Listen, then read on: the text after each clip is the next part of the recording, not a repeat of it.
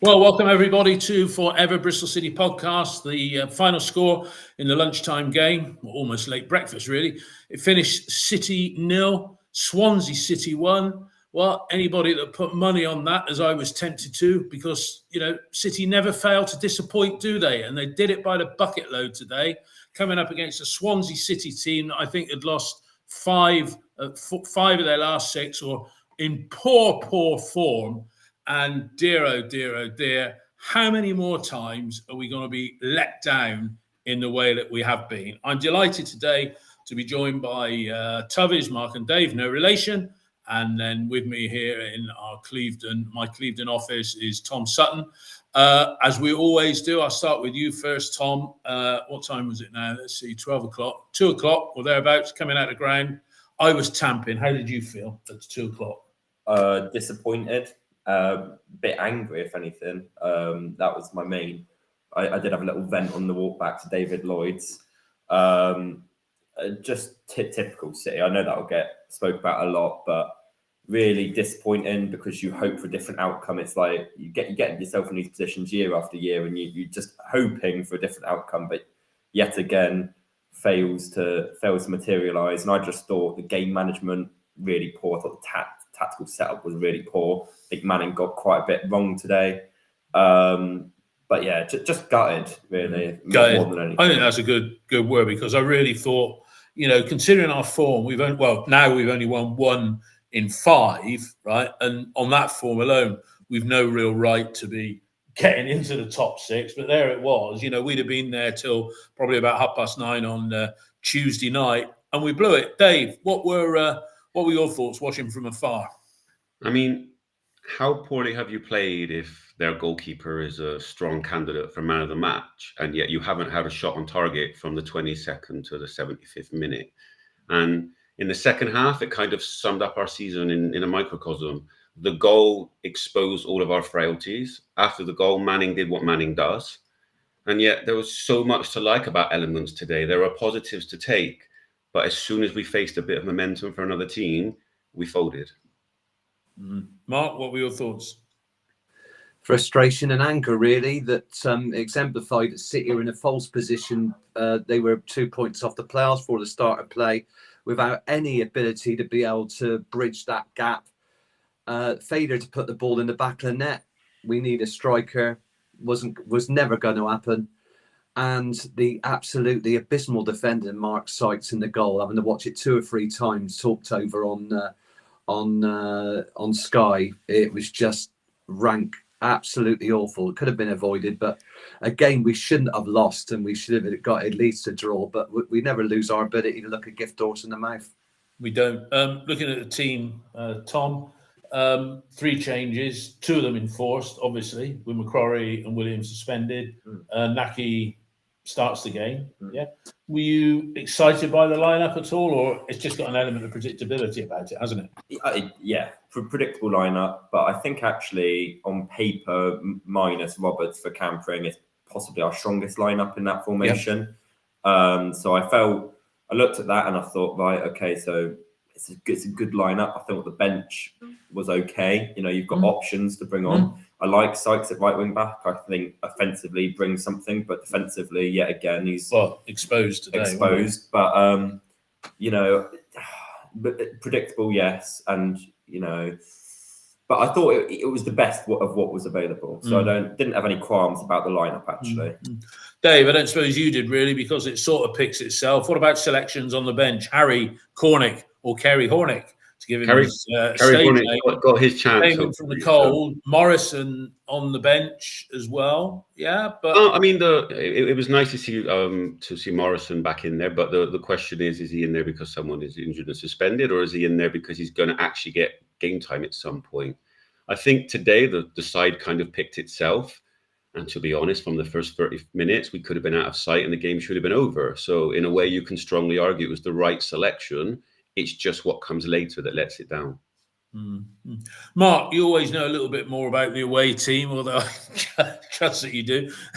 They lost. I'm putting you on the spot now. This is ready for our quiz appearance on Friday. More of that later. they lost Matt Grimes in the transfer window, stalwart of their team for 10 years.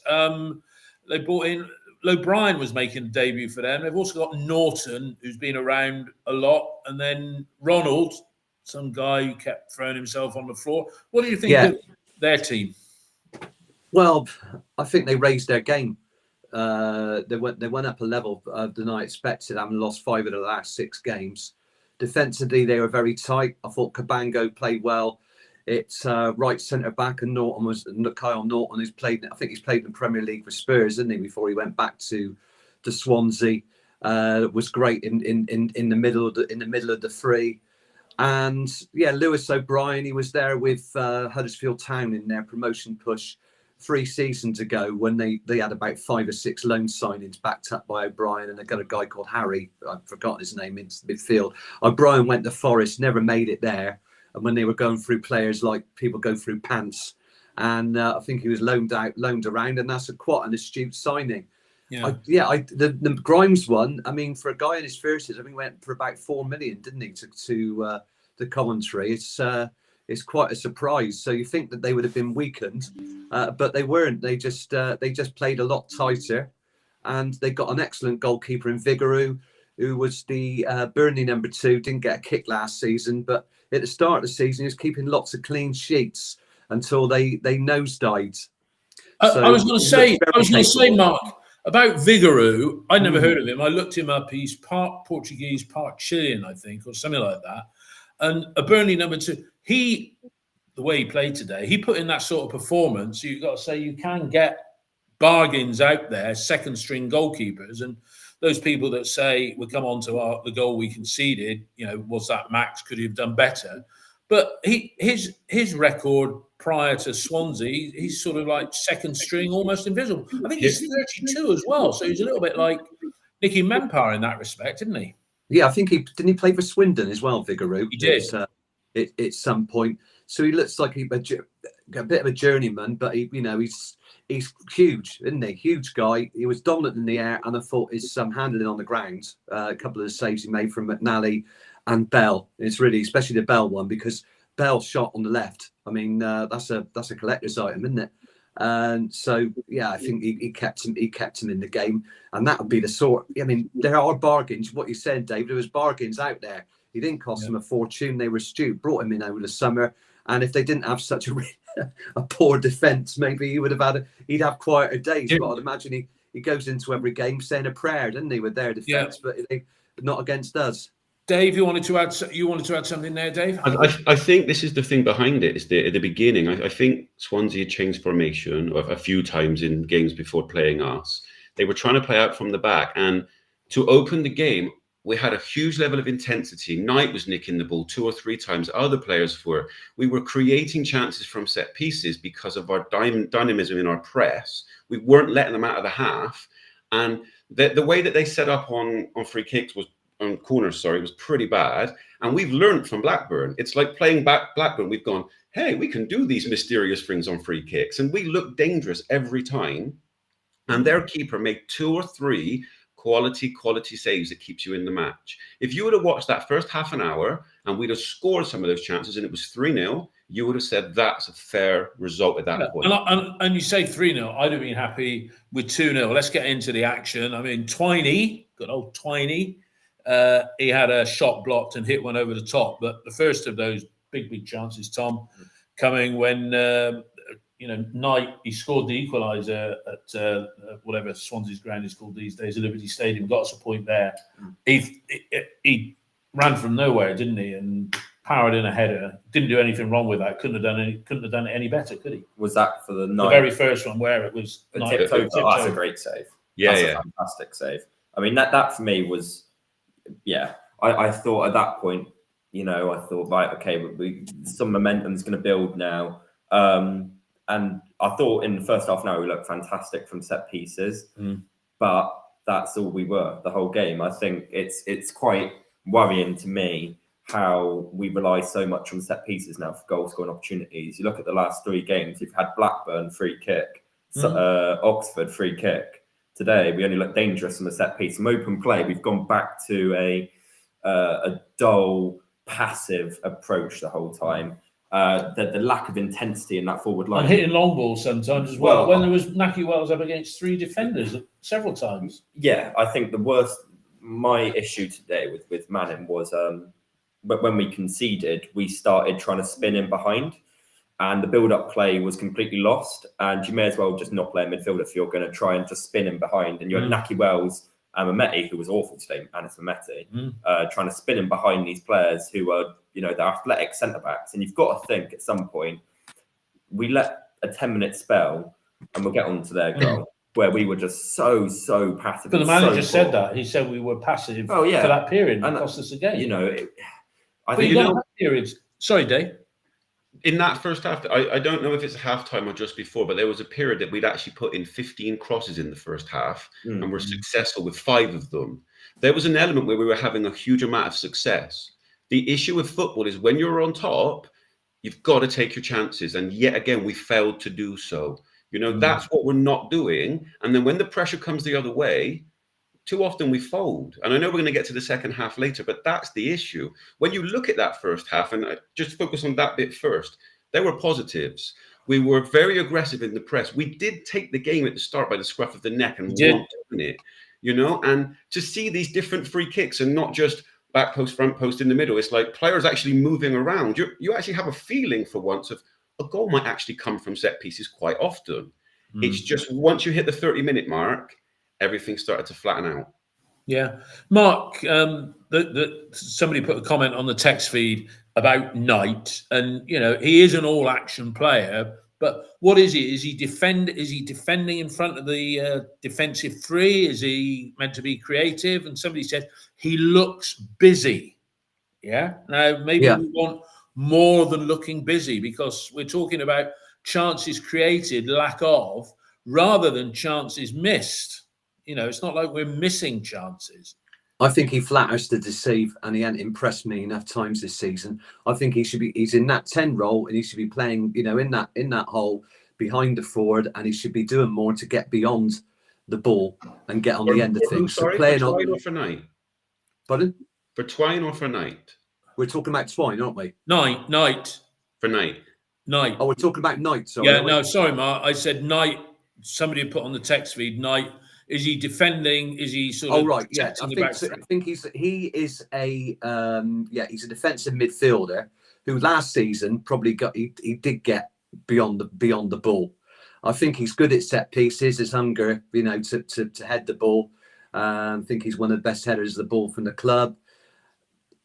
I think he could do more to pivot with Max Bird. He's got the ability to get forward like he did against Plymouth. And played that excellent 1-2 with Scott Twine that took us in front and should have killed the game. So I think he can be a midfield pivot with Bird, and maybe he should be doing more. I think he breaks up the play. So in terms of what he does, he presses. He's the lead of our press. Wins the ball, enables Bird to play, or Twine to get the ball so we can get through to the strikers. But there's nobody else that does that. I think he's the only one that does that really effectively. There isn't anybody else who's the water carrier like Jason Knight. So if he's a shade off his game, we lose on our momentum in midfield, I think. Go on, Dave. I remember when we played Middlesbrough away, he played as the number 10, and he was very effective in that position because he led the press, he picked up the ball, and generally speaking this season, when he's in on goal, he knows how to finish. But we have to be careful how we judge him, because at the end of the day, like Mark said, he's picking up the ball and then laying it off to your ball passers. And in a way, yes, we have certain things with the wing backs going forward, but defensively, how Knight plays is how we play. When he's on it, when he's making interceptions, we look really good. When he's a destroyer, isn't he? Yeah, exactly. He is the heartbeat of that midfield. And his job within the team is to get it, pass it to the players that have the culture, shall we say. If you want more from him, sure, but I don't think that's his role in the side right now. Well, players with culture. I mean, since we're talking about Knight, Tom, what did you think of him today? I mean, he put in that header. He's good for 4 or 5 goals a season, which is bang average in terms of a contribution from the middle. But I love Jason Knight. Yeah. I think for me, he's one of the few sellable assets you have within the team. He's one of the few players I see with a personality when he steps on the pitch. I think we've got a lot of monotone, overcoached potentially players. I see with Knight a bit of desire. I think there's a level of aggression that he can bring as well with his run, and I think players feed off Knight as well. Because Knight, when he leads the press, you see other people, he galvanises people around him by his work. He's not a shouter, and the reason he's captain is because of the work he puts in. And people look at him and they go, right, that's the level of intensity we need to be running at. That's the level of intensity we lead the press.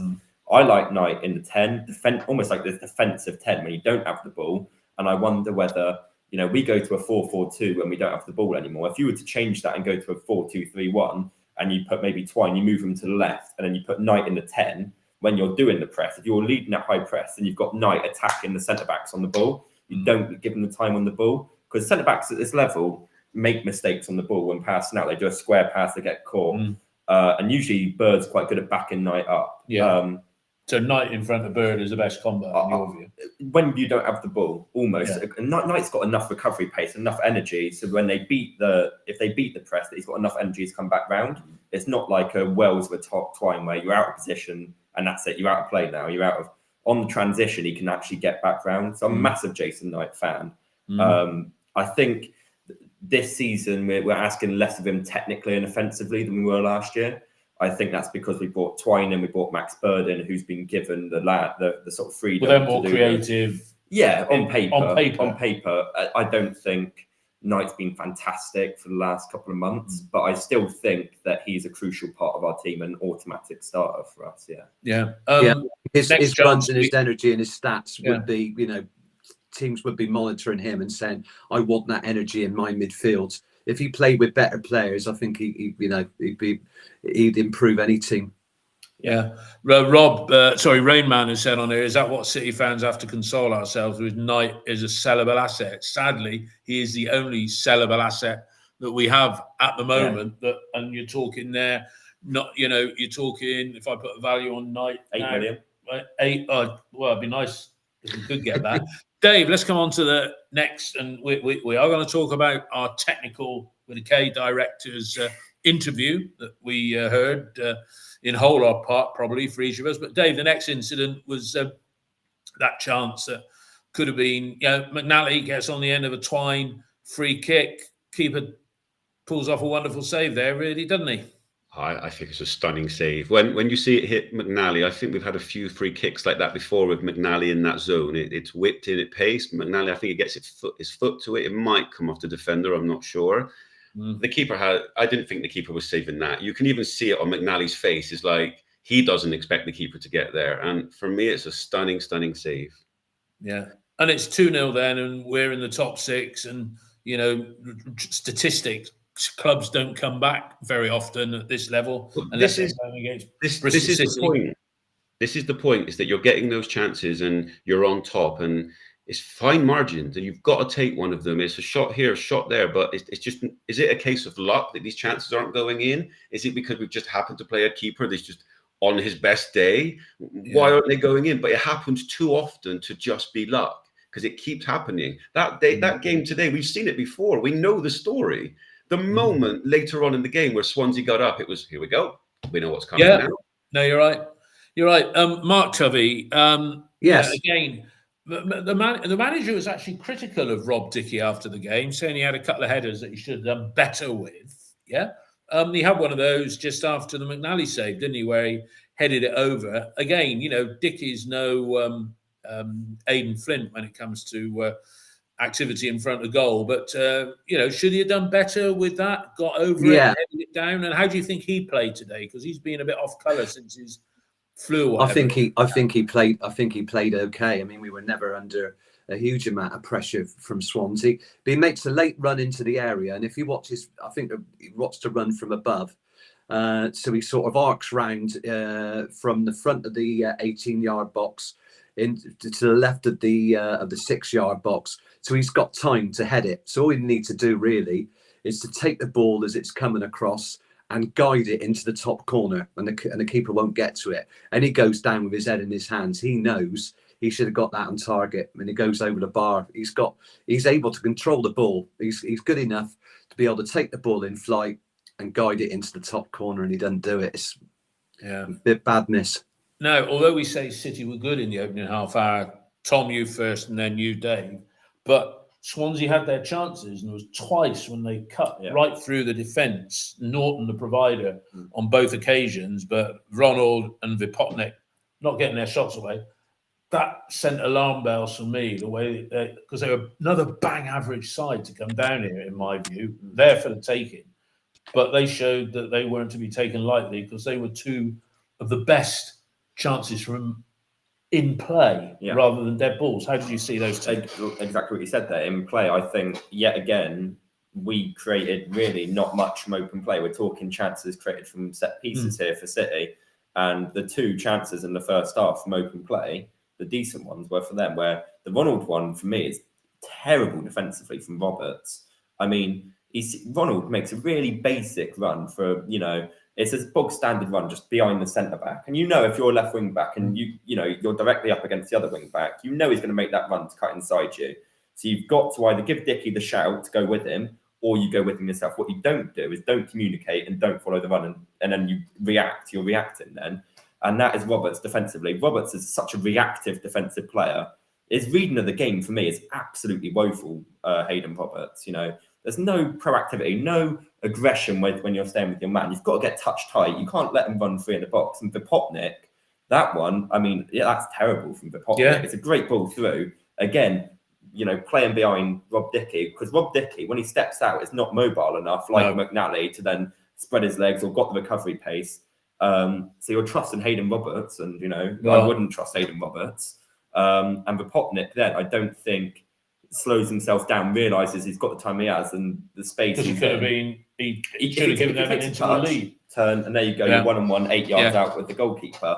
And it was at that point at half time where I thought, right, okay, so is it going to be one of those where we go up a level in open play, or are they going to get a goal? We were going in at half time for an inspirational tea talk from Liam. Biggest bit, littlest bit, this bit, that bit. Just a little bit. Gina G. That's not going to be on the theme music. Dave, what was your thoughts on that? I thought Swansea gave intention of what they could do. Didn't do it very often. For the first chance, Harry Roberts, if you watch it, it's like he sees the player go and thinks, I'm going to leave him. And then he worries that his line is flat and he's going to be onside, but he's already away from him. And then he decides to follow him. And by following him, all he actually does is play him onside. So he makes two bad decisions because he's second guessing himself.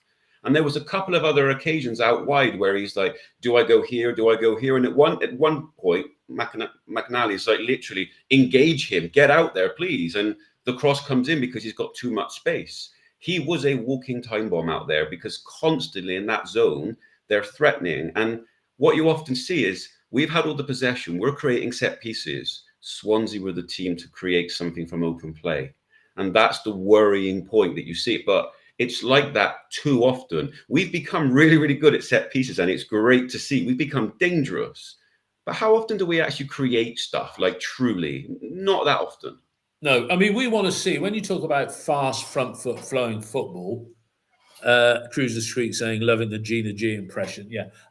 We talk about fast flowing front foot football. We want to see goals like that one that we scored against, Preston up there, Millwall down here. We got it in us that we can do it, but it's almost as if we're frightened to play the ball. And I took a friend of mine to the game, Tim Capel, today, and he said, why do they always stop and check? And then he said, but I guess it's better to have a completed pass, because when the manager or the coach analyzes it, boss, we didn't win, but I completed 87% of my passes. I'd sooner see a little bit more creativity and, just express themselves. And it's as though they don't really want to do that. This is the weaknesses in a way that are coming out. And most people have been watching recently thinking football's a confusing game because we're winning games, we're picking up points, but how? We've stopped doing that now in the last run of 5 games. And some of that is the players that are playing in certain positions and they get exposed in different ways. So Sykes offers a lot going forward, but he's weak defensively. Roberts is out of position. Mehmeti's gone from being in form to out of form rapidly. Wells on TV at one point today, it was a Wells of 4 years younger creates a chance there. Where's the speed in the side to create these moments? It's lacking. It's all well and good having Bird to pass to someone, to have Twine, but where's the speed? It doesn't exist, and that's the problem. You're not going to create these direct, incisive balls if there's no one to run onto them. Yeah. Sykes is one outlet, and that was our best outlet today. I mean, again, Sykes isn't really a right wing back, although Tom said he quite likes him playing there, as I do as well. But you've got options because you can always play. Zach Viner out there. We'll talk about his performance later. No, not a wing back. Just change to a bloody 4. Yeah, that's what I said he should do. And I mean, he'll play numerous players at left wing back. I mean, Sam Bell was right at left wing back at one stage. At one point today, Sykes and Bell were doing the okie dokie of who was going to be left and who was going to be right wing back. And it's like, can we not maybe change formation? Well, can we not maybe have Elijah Morrison playing in his position? Under 18 capped left wing back, and you bring on Sam Bell, who is Kenyon claim man and views him as a number 9 in his Radio Bristol interview. So why you bring on to play left wing back over? You got questions on the academy pathway, and something we put on the forum. The amount of 22 minutes have been played by under 21 players in the first team this year. 22 where minutes. The pathway that's less than 1%. It is less. It was him. It was Elijah Morrison versus Leeds. That is it, and that is. That's disgusting. It's ridiculous. That is disgusting. I would sooner against Sheffield United. He played a little bit against Sheffield United, didn't he? But it's still 4 minutes, 22 minutes of academy level players getting minutes. And look, I would like to see. We got to get 2 points a game now. We got to win 10 out of 15. It ain't going to happen, right? It isn't going to happen. But if that is the case, I would like to see the 1 or 2 youngsters that are close to the squad, and that doesn't even mean they get in the match day 20. But I'd like to see start Morrison. While Cam's out, we were all calling. I was calling for go and get a loan player. That's not going to happen. To pay specialist left wing back. Start bloody Morrison, because I tell you what, if we don't win the next 3, if it isn't all over already, and it is, right, then all we're playing for is Manning trying to justify his existence by improving David, position by a couple of places. One point, you're right in what you're saying. The issue here is that we've had half a season to bed him in. Now we're at the business end of the season where wins are just, you need to win. And all of a sudden you're asking an academy product, sorry, but you can't make mistakes here. And you know what it's like when you bed in. Crowd's very supporting, but you're going to make some mistakes. Now it's high stakes poker for him when you put him in. But we're playing Hayden Roberts, who finished the season very well last season. I agree with you. He should be and there. And he is playing. He has been prone to mistakes. So I'd sooner see a youngster make a mistake than a pro playing out of position, still making mistakes. I do agree. He should be there. And if it were me, I would be doing the same. It's just trying to, at least how I see Manning's thinking now, it's not so easy just to put him in, even though I think he should be there. Somebody said on the Radio Bristol's Manning's a fundamentalist, which means he sticks to his principles. And I think the only sight of Plan B we had today when he was brought on Harry Cornick, it was almost like we were playing 4-2-4. We were just throwing everything at it in a hope that a chance would land at our feet and put in the back of the net. And that sort of out respect to the Lee Johnson days, you stick Aidan Flint up front, or you take a risk and put a few players. We were that desperate to get an equaliser. I mean, he was happy to abandon his principles for about 5 minutes, but otherwise we don't have a plan B. We try and do plan A better if plan A fails, and that's the problem. The players aren't good enough to do it. Mehmeti's form's dropped in the last few weeks.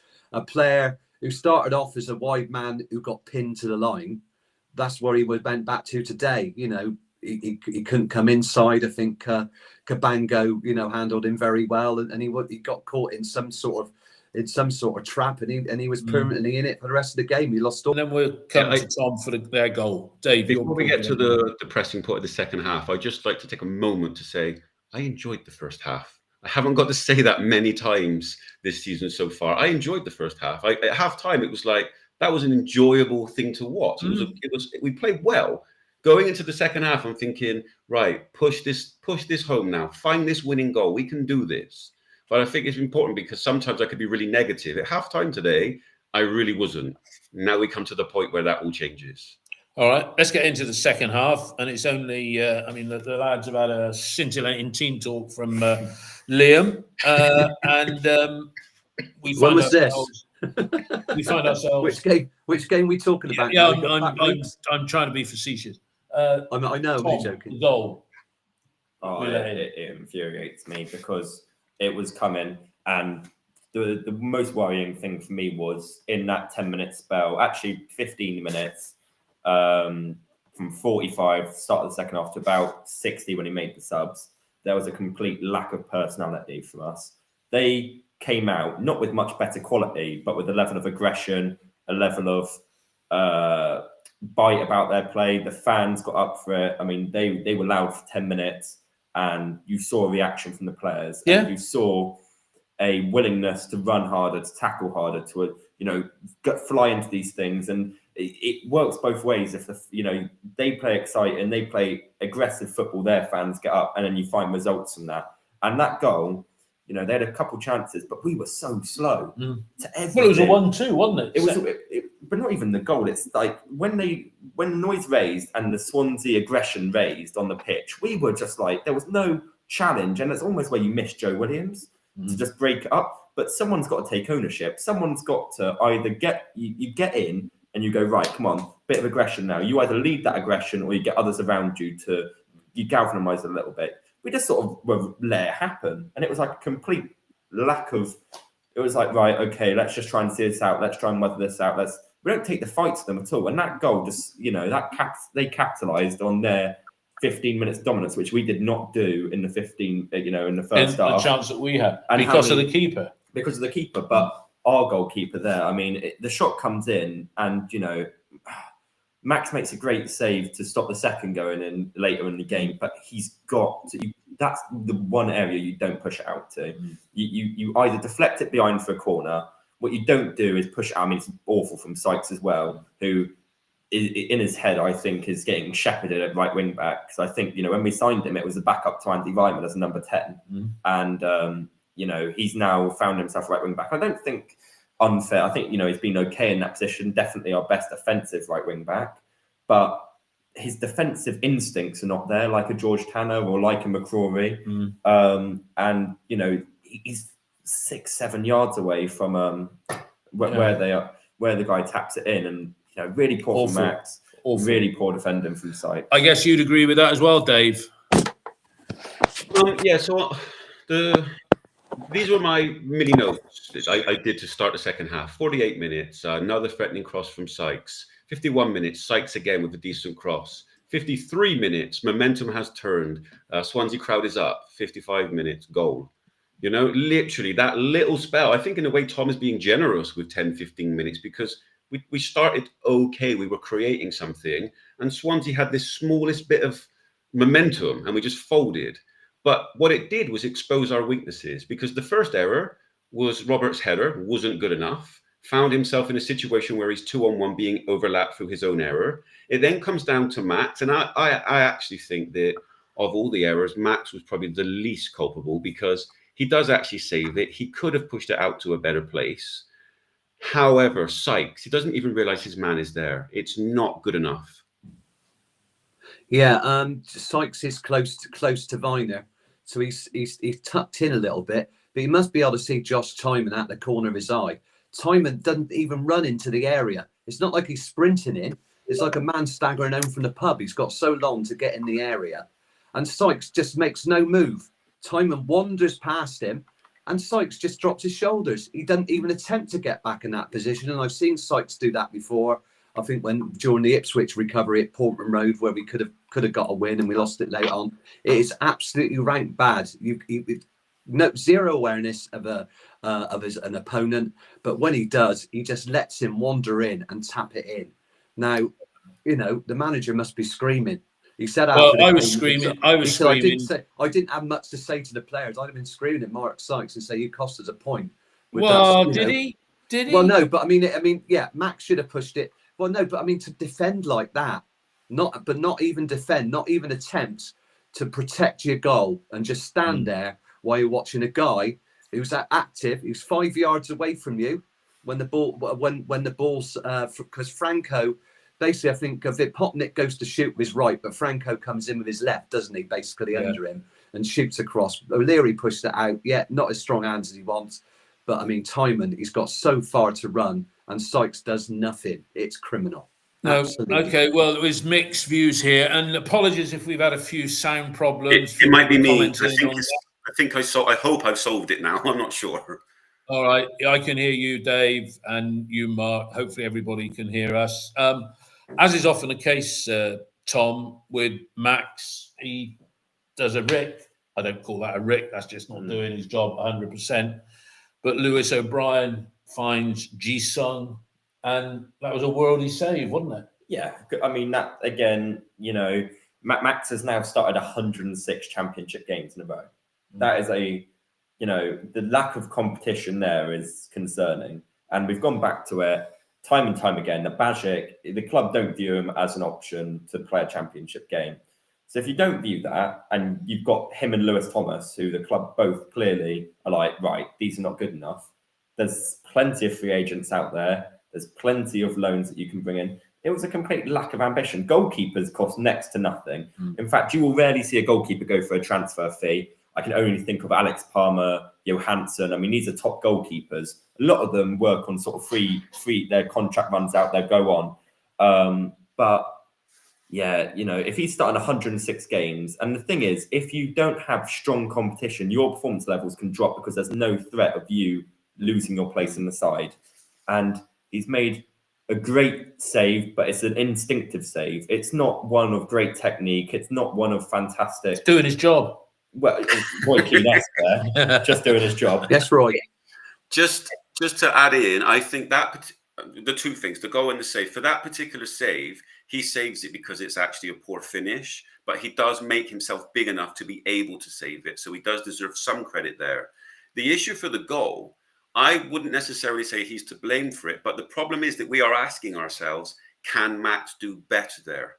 And how often is that the case? Other people are more culpable, but again, we're saying, can Max do better? Yeah. And I think you could argue yes, but I don't necessarily think that it's an easy one. You see those he does actually push it out. It just so happens that their attacker has read it very well, and it's come to exactly where he anticipated it. He's not even an attacker though, Dave. No, he's a wing back, just staggering into that position, and he only gets there because Mark Sykes just completely switches up. I think he must have been reading a book and having a hot cup of cocoa. That was his first goal. That was his first goal since November 22. Mark, I have a question for you, Mark. A question. Sykes being a right wing back, do you give him any let off there and being out of position, or would you expect better from any player to track? I expect better from any player. I mean, if you play in that role, you've got responsibilities. You know that when you go forward, you've got to work tightly with your right centre back so that you don't leave the space behind. And when you are called upon, you've got to mark players, and you've got to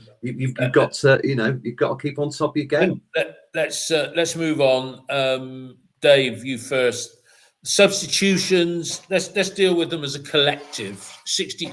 I'm screaming on 60 minutes. Saying, Where's our subs? Where's our subs? Not quite in that high voice. You didn't really scream. Inside my head, I'm doing that. And then lo and behold, 62 minutes. Nothing remarkable there. Was it Earthy and Armstrong for Wells and Mehmeti? And then what do you think of that first duo of substitutions, Dave? I think that the issue is that it's Manning doing what Manning does. It's difficult to say much about the subs because you know what's coming. There's nothing there to change it up. And that was the kind of game that was like, if only we had a manager that might just look at two up front early because he realizes what's on the line in this game. You have to remember, this is a game where our goalkeeper went up for a free kick at the end. So it did matter in perception. And if ever there was a moment to say, I'm going to put two up front and I'm going to go for this game, that was it. When Armstrong came on, I think he continued this streak of the last few games of looking dangerous and actually adding something to the team. He did look dangerous. Sorry to interrupt, Dave. He did look dangerous, but there was one occasion where there was a ball, and it was the people around me saying there's one occasion where there was a ball, and he just didn't seem to make the effort to go for it.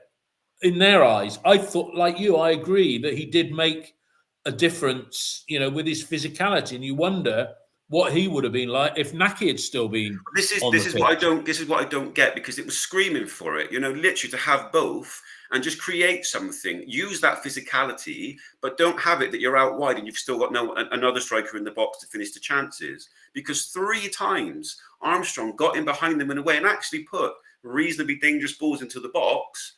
Didn't have a striker there to finish it. If ever there was a day to do something different, it was today. But unfortunately, at 60 minutes or around then, Manning does what Manning does. All right, Mark, what were you going to say? Yeah, I thought Armstrong was great. He's got no finesse though, but his ability to put his backside into the defender and really work them. I mean, the first ball he got, he did that.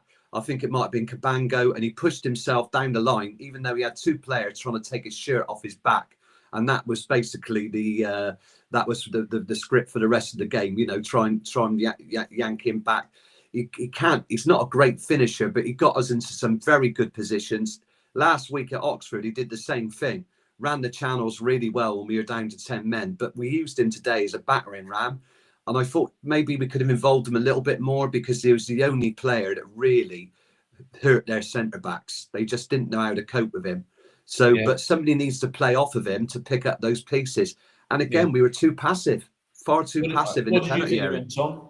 I think with Sinclair Armstrong, there's a real, there's no way that he is a lone striker. No way he is a lone striker. No. And what Sinclair Armstrong does give you is an ability to stretch a defence, which we needed because they were squeezing up, and that's at the point that we were just trying to spin in behind with Naki, Mehmeti, and Armstrong brings you a bit of pace. When you're playing a back 3 like they were, I don't understand Manning's view of playing a lone striker who's a channel runner as a lone striker. I mean, if he's running into the channels, who is Manning anticipating he's going to cut the ball back to? You know, why he brings on George Earthy. George Earthy, for me, is a guy that comes on and he just zips around without actually doing much. And you watch him, and I watch him sometimes, I go, right, but the movement, he moves around a lot. So he's always on the move. But affecting play, he is... Well, is he a little bit like... Is he a little bit like Jason Knight in that effect, that there's some good movement? I'm not being overtly critical of Knight, but Earthy, and we'll talk about Earthy in a minute, because you know what Tinian had to say about. I think he's more like, and this would be a throwback. I think in a way a bit like Jamie Patterson, sort of flatters to deceive a little bit, can play in those pockets, but not. And I think he's got less end product than Jamie Patterson. And the idea is that Earthy's somebody that West Ham like. They see a future there, but I mean, I haven't been impressed by him. I haven't seen anything. Mark, he's good at linking play as a number 10, but he only did that. The only time he's done that is against Stoke away in a second half revival, I think. All right, George Earthy, for me, we brought him in, and there was talk of him being a 10, and I've watched him. We've all watched him, throughout the season, and I can tell you now he's not a number 10, because attacking wise, there is no way you will get a goal output by playing George Earthy in a 10. He's not got enough.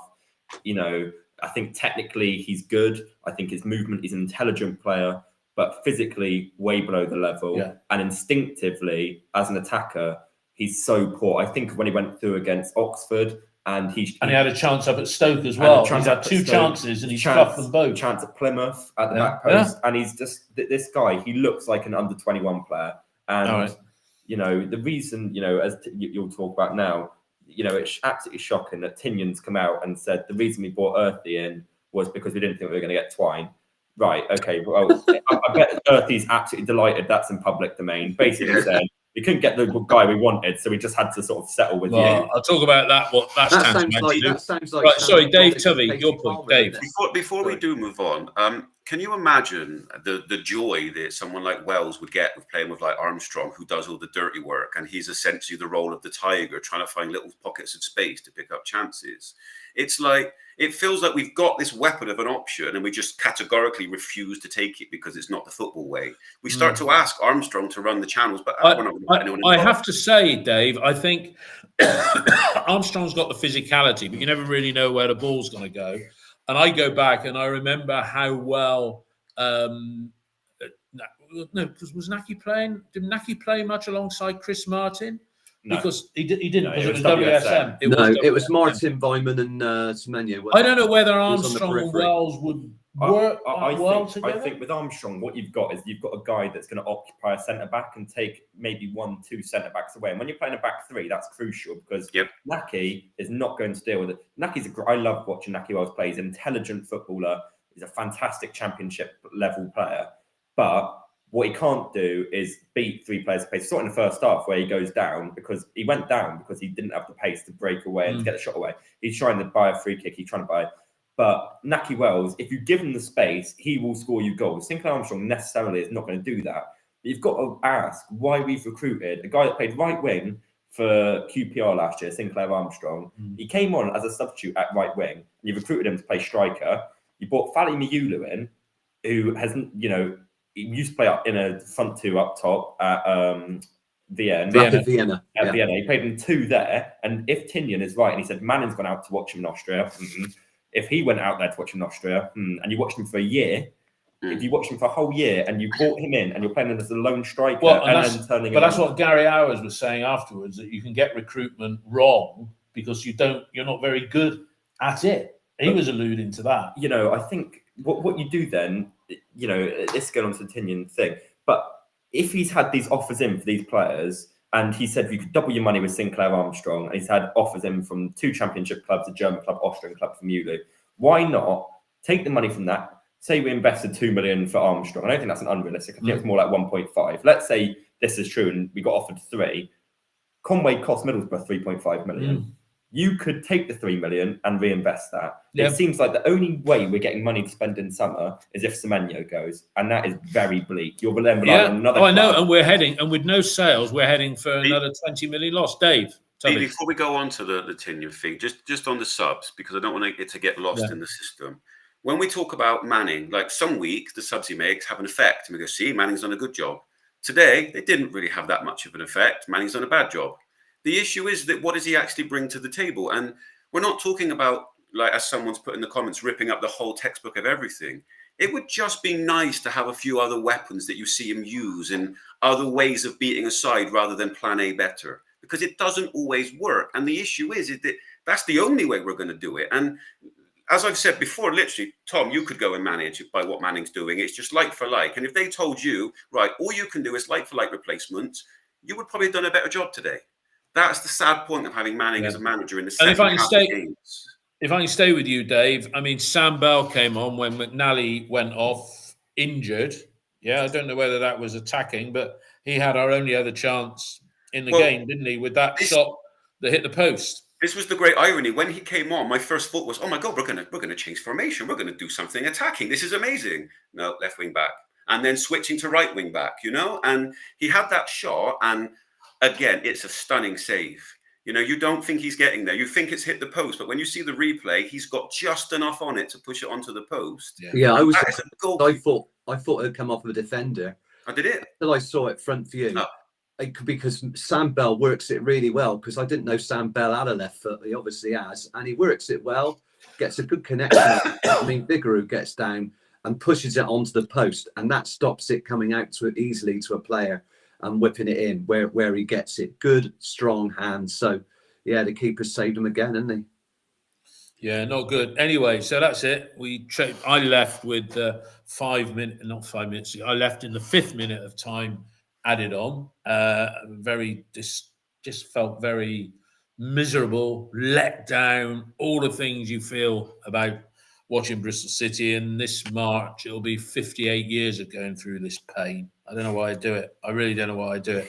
Look, the window's shut. One player that I'd like to have seen come here, we got Sinclair Armstrong. Wouldn't it have been great to get Alan Armstrong and gamble just a little bit? The Southampton bloke who went to West Brom, he scored their first goal yesterday. Results went for us, except for that one. He scored their first goal. I mean, for me, I said this on the last pod, somebody like Armstrong, he's got a proven track record at this level. You're not signing him for 3 years. The gamble was probably the cost to have him between now and the end of the season with his wages and with a loan fee as well, was probably between 1 and 1.5 million. Yeah. Now, when you're chucking away 20 million a year, because that's the run rate we're at in terms of revenue related to cost before player sales, right? Just going for it Wouldn't that be fabulous? But we But don't. Now it's let's talk about the Tinian interview. It came out in a week or the week before. We missed it last week because we were doing it. The club put out a statement trying to justify, well, not trying to justify, in their words, saying this is what it is. We accidentally signed. We went for 4 players, but we accidentally seemed to pick up 7.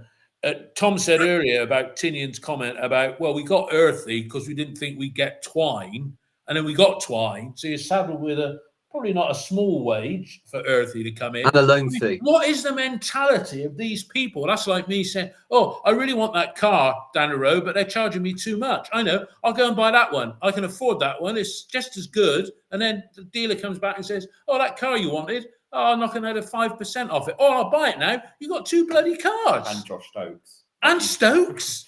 And Josh Stokes, you've had to farm out on loan because you've messed up with Earthy. If Jesus. Earthy wasn't there, you'd have Josh Stokes in the first team And he'd squad. be getting minutes. He'd be Why getting minutes, didn't we bring Josh Stokes back from Cambridge and give him minutes? What, It would depend on the deal, wouldn't Well, it? send Earthy back. That's another bloody wage they could Yeah, have I mean, saved. the if Earthy thing had is, gone the back. thing is, David, I'd be back the for loan fee it, for but Earthy. Bye. See ya. Don't want to The be loan- here. David, the loan fee for Earthy, that must be quite significant coming from a Premier League team. Plus the wages that we're paying. I don't know if West Ham are contributing to them, but I mean, it looks awful, doesn't it? I mean, that we got Twine in, and I think one of the reasons we switched to a 3 is to accommodate Twine as well. So I think that's the predicament that we're in, and that's probably affected Mayulu, might have even affected Earthy. But yeah, he doesn't look value for money, and it just seems an awful cock up. I wouldn't have even come out with that if people want to work that out for themselves. But to make it a statement, I'm sorry, that's terrible. Well, Dave? What did you think of? just the first thing, just to reference your Armstrong thing. This shows sometimes, just like any other form of life in football, it's having connections and who you know. And in terms of having, another Mowbray as the brother, as the head of recruitment at Southampton, that really helps in terms of getting loans from people. And if you look at our connections within the club, do we have any seriously respected old boy within the game that can reach out to a random of clubs? No. not in that a way. Rob Newman or a No. Rob Newman. Now, in terms of the We could have had a statement, Rob Newman. We could have had a Rob Newman if rumours are to be believed. in terms of the statement, I can't get my head around a football club saying, well, we intended to sign 4, but actually we kind of got 7. It's laughable. You've got plenty of time to write something, and I understand that we want more communication, but sometimes when you get the communication, you think, actually, I'd rather have not got that information, because at least before I had a feeling that there was something like a plan, and now I know you're just making it up as you go along. Well, it seems like we've wasted a colossal amount of money, and they admitted this week that they had to trim the squad because we thought that they were saved. The money that they saved could have gone into prospective loan fee or a transfer, but it wasn't. They had. Liam Manning had to trim the squad because of the expenditure. It's absolutely crazy. Yeah, sorry to interrupt. Not interrupt. You come in after me, Dave. You say about trimming, but here we are on the verge of the playoffs, and we've got a man who is a billionaire that, he could have said, all right, guys, look, I'll let you go out and get somebody on loan. But if you fail, then you're going to have to make the budget work. And that might mean in the summer, accepting an offer that somebody comes in for Mehmeti or a Knight. Because at some point, as somebody else said on the text feed here, you've got to go for it at some point. And it is becoming like Groundhog Day. I think these are all millstones for us with Steve Lansdowne, one of the richest men in the UK. The fact that, nice grounds, all these things are a big millstone around the club's neck because it's got no ambition, and that's what it is. Dave, go on. When you hear politicians speak, it can be infuriating sometimes how they toe the party line. Our club statement lasted a week. Tinian today was like, we haven't spent much money in the summer, so our target is to simply improve on last season. That contradicts the statement we said we overspent. There's no consistency in the communication. It's like something comes out, 1 week later, it all changes again. And I only heard the second part of the interview, so I'm sure that you guys can say more than I will. Yeah, but that line to me was a joke. Tom, what's your take? What's your take on what he had to say? Tinian is, Go on, let it all out. Yeah, Let it go. it's like a Let therapy it session. go. Let it go. So you've got a guy who is. You've had your Weetabix, haven't you? is I don't know what the Spanish equivalent is. El Bix de Huito? I don't know. Come on. Go on, Tom. You've got a guy who's been massively Sorry, Dave. over promoted in Brian Tinnion. And I think what you see Lansdowne not investing money, and you see Tinnion not being good at his job. And I think those two correlate each other, because Lansdowne, when he did trust someone in Mark Ashton, he backed Mark Ashton. Results didn't come for whatever reason. We overspent under Ashton. I don't think Lansdowne trusts Tinnion with this money at all. And I think there's a real lack of wanting to invest or risk it under the technical director.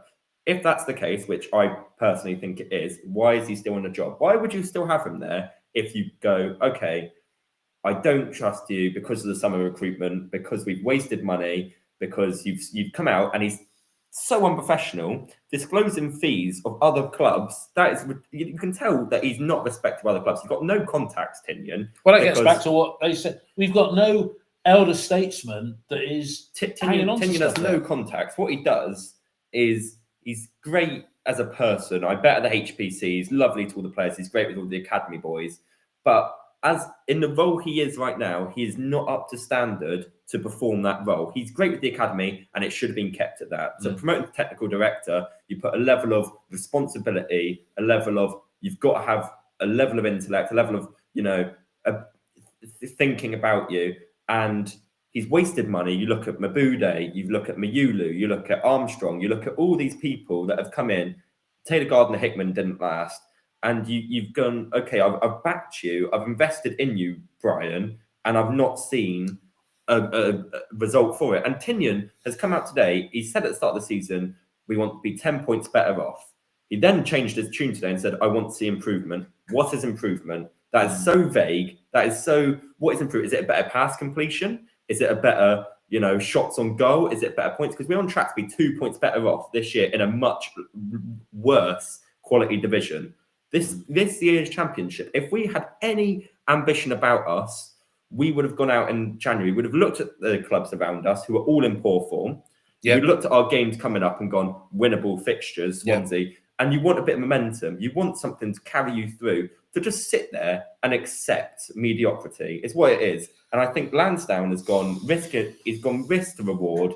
He's gone under Tinnion. I don't think we're probably going to get into the playoffs, the Premier League, whatever. So I'm not going to back you fully. So I bet Tinnion's getting peed off with Lansdowne, and I bet Lansdowne's peed off with Tinnion. So if the relationship is broken down, like it did with Pearson, Tinnion, Lansdowne, a change has to happen, because otherwise you're just sitting there and you're just accepting. And that's what we've done for years upon years. And I feel bad for Lansdowne because he's invested such 300 million in infrastructure and losses. What he's not going to do is invest in the guy that he doesn't believe in, because he's a businessman. And we're all old enough to remember back in 2004, Lansdowne, one of his first comments when he took over here was, judge me on Tinnion. Yeah. Judge me on Tinnion. Yeah. And that's what happened when he appointed Brian as manager. Yeah. And people are going to judge him on Tinnion right here, right now. Mark. The other thing this does, it has a knock-on effect with season ticket sales next season. So the transfer issues, the pathway for academy players, it will all affect how the club's viewed as a prospect for next season. Renewals and people coming. Is the club ambitious enough? With all these news stories, they can't help at all. It's a real problem as I see it. We've got to finish stronger than last season. We're not going to sack Manning. Lansdowne won't sack managers unless they're in the bottom three or where adrift. We could make correction in the recruitment, but that's not my job. But this doesn't help season ticket sales because of people's view on the player pathway, entertaining football, and just faith in the club in general when they go to games, that they don't think it's going anywhere. It's obviously affecting fans, the lack of player pathway, which is one of my big issues around this season. But it's now, from what I've heard, affecting the under-21s, the under-18s. We look at Henry Casacove, for example. is that the top performing under 18s, under 21s in that academy, there is no prospect for them under this manager in Liam Manning. And it is Liam Manning because Liam Manning's never given an academy player that he's promoted himself more than 10 league appearances in a season. That's at MK Dons, that's in Belgium, that's wherever. He's not done it. What he's done is he's inherited academy players that came before him and might have bettered them. Okay, but you've not promoted someone yourself. Okay, so you brought a guy in who's not done that, but yet your philosophy is homegrown talent. We build the squad on homegrown talent and make value. So then you're questioning, why have we brought a guy in who's never promoted someone himself and given them 10 games? You're trusting them with the under 18s, which you have come out and said, Brian Tinian, that this is the strongest group of under 21s, stronger than the Alex Scott age, which I don't think is true. But you came out and said that this group is stronger than that Alex Scott age group. So you've got a real clash of ethos. It's just ethos. Interest there. Fundamental. And then the under 21s and under 18s now, they'll be onto their agents and going, there will be lack of opportunity here. So Henry Cascove got touted out. By Danny Cole. Danny Cole. But Danny Cole is an ambitious agent. Yeah. You know, he got, I don't think, you know, I know that him and whoever had an argument, but Danny Cole, I think, for all it's worth, is an ambitious agent. He got Conway a good move, I think. I bet Conway's not regretting it at all. No. And he got Henry Cascove moved to a Premier League side. And if we don't give opportunities to these players, they will simply go. Yeah. And then that dries up our future flow of funds. Dave, I think you wanted to ask a question as well of us because it's coming up to which now. Dave, you far away, mate. So I went through the remaining games of the season and tried to work out how many points I think we'll get. And what I'm going to give my points, and I just want you to say whether we're higher or lower. And if you want to say why, great as well. My prediction now for the season is 63 points. Do you think we'll be higher or lower, and why?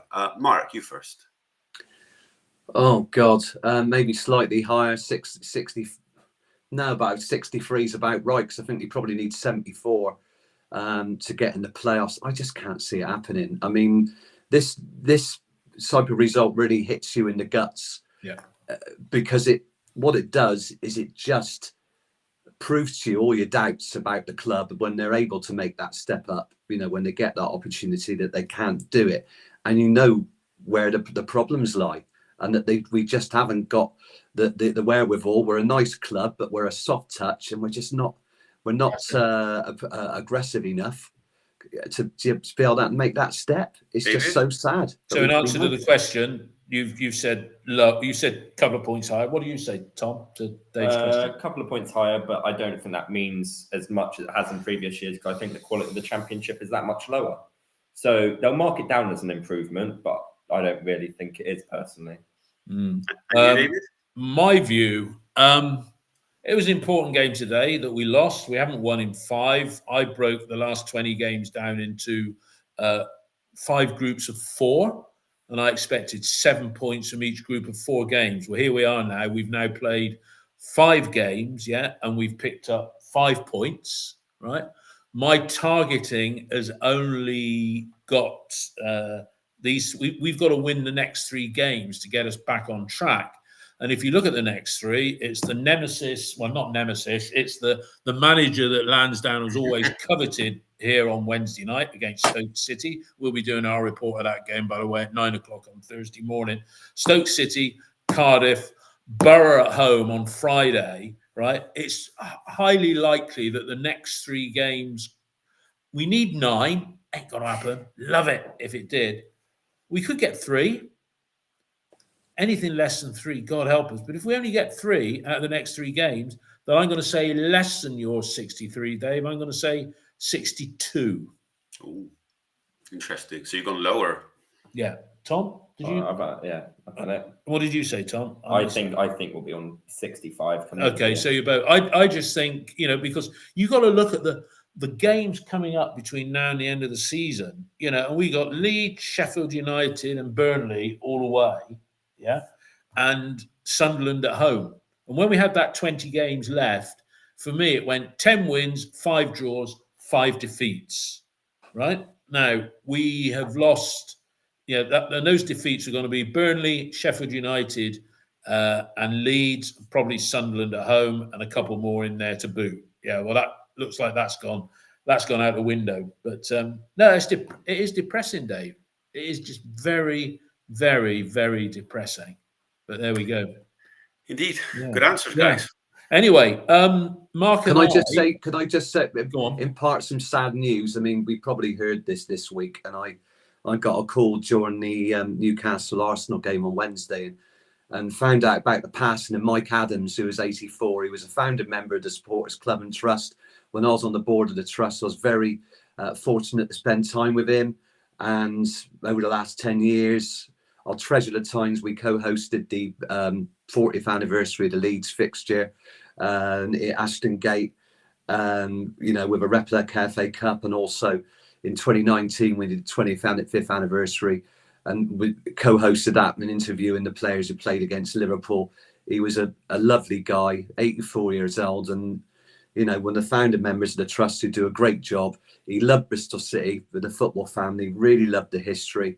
He was City through and through. And Mike, he leaves Jean, his widow, and a great family, and we'll miss him. We'll miss him a lot. Great Robin. I don't know, there was going to be a minute's applause on the 84th minute. I don't know if that was observed at all. Did you see that, Mark? Or I think it all passed me by. I'm so sorry. I think if there was going to be, a tribute, that time of the game, it's if there was going to be a tribute, because that's an unusual time to do it that late in the game when everybody's doing it. And if there was, well, there should be Wednesday night against Stoke City. I'm sure if they put a picture of him, it's very difficult, because you get caught up in emotion at that time of the game. And do that. No, that would be good if the club could do that. But there we go. So Stoke on Wednesday. I love to think it would be 3 points. Mark Robbins will want it to be something different. But just very depressing. But so many times it ruins your weekend. I don't know what else to say about it, really. Don't worry, David. A win is coming in the week, and win, draw, lose. That's what we are, isn't it? But Dave and Mark, Tom, thanks for your contributions today. Thanks everybody who's listening. Mark and I have got a special little thing we're doing next Friday. We are taking part in the Talk Sport Cup up at Talk TV Studios. Got to pay for it ourselves to get up there. And whatnot. Don't worry, Mark, I'm paying for you. I'm not sharing a room, by the way. I don't know who we're up against, but if we win, we film another show immediately after that. So if we're first, there's another show, and then winner plays winner. We'd be then through to the last 16. But if you hear no more about it, that means we were a total embarrassment and got knocked out. It was good to see. This is a bit unkind, actually. It was good to see. Somebody once said Bristol City should play the same way throughout all levels of the club, and it was good to see the under-18s maintain that level of consistency in an inconsistent world. When 2-0 up against Aston Villa, they managed to lose 3-2, not like conceding in the 75th minute, but in the 96th minute, just to rub it in, just to rub a bit more salt into the wound. But there we go. We've enjoyed it. Hopefully you have. Thanks a lot for listening, and see you all on Wednesday morning. All the best, everyone. Bye-bye.